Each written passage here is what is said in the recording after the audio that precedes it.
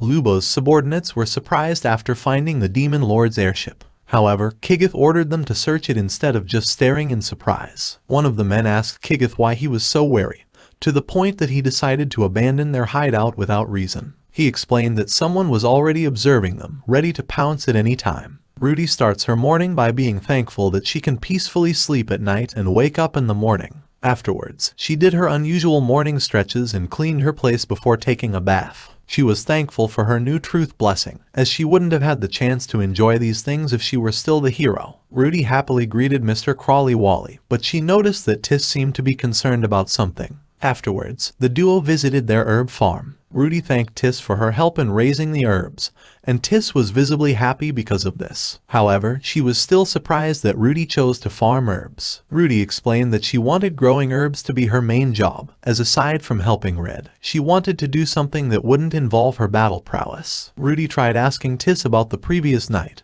but Tiss urged that they start working instead. She noticed that something was wrong with some herbs. Mr. Crawley Wally told them that it was because the soil was too cold, and because they didn't know what to do, they decided to ask Red. Red explained that it was caused by cold mold, which is a common problem for herbs, but since they found it early, it was possible to fix it. Red asked for their help to fix it, so Rudy declared that she would, as it was her own herb farm. Red taught the two what to do before Rudy carefully mixed the chemicals they needed, and Rit was glad to see Rudy doing what she liked. After spraying the chemicals on the herbs, they just had to wait until the herbs recovered. Rudy thanked Red before she continued checking the herbs again. Red and Tiss agreed that Rudy had changed a lot. They were glad that she's having the slow life she wanted, but Tiss seemed troubled by something. Rudy was aware of this, so Red was certain that the duo would be fine. The next morning, Tiss was planning to oversleep, but she was surprised when Rudy suddenly stared at her. After greeting each other, Rudy asked Tiss's plan for the day. Tiss told Rudy that she didn't have anything in particular, so Rudy asked her to accompany her on a very important task. However, they just started eating breakfast like usual, so Tiss was confused. They take a bath next, and Tiss fell silent when Rudy asked her if she liked baths, but she replied that she liked them enough that she even wrote review books. Then Rudy suddenly brought up Red's cooking. They agreed that he cooks delicious meals, but this just confused Tiss further. While walking through the market, Tiss continued to wonder what the very important task was. Rudy brought up that Red bought her a hairpin in one of the stores around them. However, Tiss thought it was some hidden message telling her to stay alert, so Rudy looked a little troubled. At the same time, a drake suddenly ran wild. Tiss worriedly declared that she would stop it, but Rudy just stopped its charge and ordered it to sit. Everyone around them was amazed, while Tiss was already used to Rudy unintentionally attracting attention. Rudy brought Tiss to a farm next. Tiss was still thinking about the important task, but Rudy just approached the farmer and told them about a monster beneath the field. Afterwards, she punched the ground, forcing the gigantic carnivore worm to appear. However, what shocked them was when Rudy sliced the worm in half with her hand. They recognized Rudy as Zoltan's strongest adventurer. She thought that any ordinary adventurer could split the monster in half, so Tiss had to tell her that it was something that wouldn't go unnoticed. Rudy brought Tiss to the theater next to watch a popular play in town. Tiss was enjoying the story's tense development, but she was surprised when she suddenly saw Rudy on stage. Rudy realized that the actor's sword was cursed. The actor refused to surrender it, and he also got possessed. Rudy announced to the confused crowd that she was just an ordinary adventurer, but it was Tiss's acting like it was part of the story that managed to keep the play going.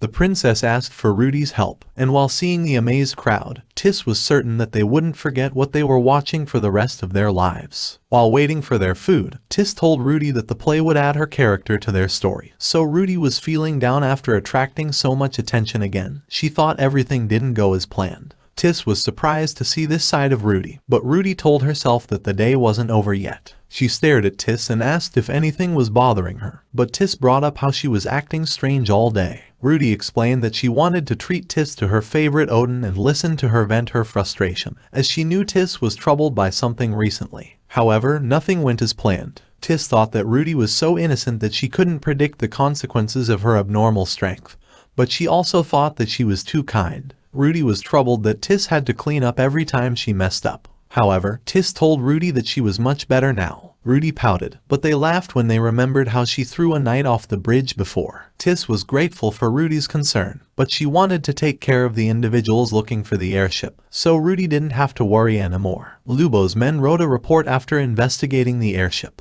However, Kigith asked them to remove Tis from it, and when they refused, he immediately killed them. His priority was to settle things with Tis and not Lubo and the church's orders. He continued to wait patiently for Tis's arrival. Tis climbed up the airship without any fear, fully aware that Kigith was waiting for her arrival. Seeing Tis, Kigith remembered the time when they were still training together under their master, but Tis only cared about getting rid of an Assassin's Guild deserter like Kigith. However, Kigith liked her bloodlust, and he actually invited Tis to be his right-hand man instead. Tis asked where his allies were, and when she heard that he had killed them, she found it even more reasonable to get rid of him. Hearing this, Kigith thought she lacked the thirst for murder, and he declared that he would teach her what it really means to be an assassin. Kigith swiftly charged at Tis, and she was pushed back after exchanging blows. However, she used Mr. Crawley Wally's web to launch herself back for a counterattack. Tis managed to wound Kigith in his left eye, but it didn't seem to bother him, and he started using explosives to fight. Kigith knew that Tis would protect the airship, so he wanted to use this to his advantage. Tis couldn't believe that he would rely on this method, as their master strictly forbade them to use explosives to avoid killing innocent bystanders. However, Kigith didn't care. He threw more explosives to force Tis to protect the airship, leaving herself open. Tis was covered in injuries after blocking the explosives. She couldn't understand why Kigith, who used to be faithful to his assassin's blessing, turned into an indiscriminate murderer. Seeing Tis's sorry state, Kigith threw more explosives to finish her off. However, a strong gust of wind stopped it from reaching Tis, and Tis didn't let this chance slip. She swiftly appeared behind Kigith and landed a fatal blow. Kigith begged for his life. He revealed that he was working under Lubo. He explained that Lubo wanted to retrieve and use the airship. He thought this information would allow him to keep his life. Tis was disgusted by his actions. She thought he was nothing but a disgraceful murderer. However, she knew that he could only adhere to his blessings and had no will of his own. After Tis had taken care of everything, Rudy revealed herself. Tis explained that Kigith was a rogue assassin. Afterwards, she explained that the Assassin's Guild was actually made so people with the Assassin's blessing would have a place where they belonged.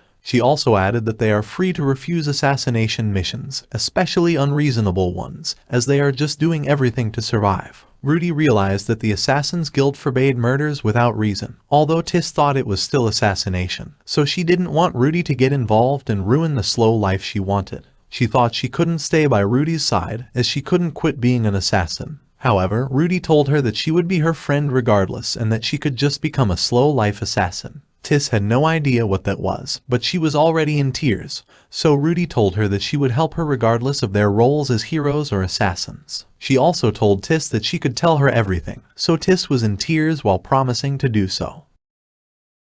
Lubo was unsatisfied that Kigith didn't give the airship's exact location, but he decided to head to Zoltan with Van and finally achieve his ambitions.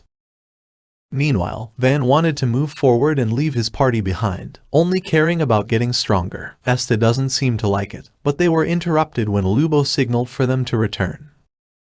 Thank you all for watching. Don't forget to drop a like if you enjoy this video, and please subscribe so you won't miss the next part. And just comment down any anime you want to see in this channel.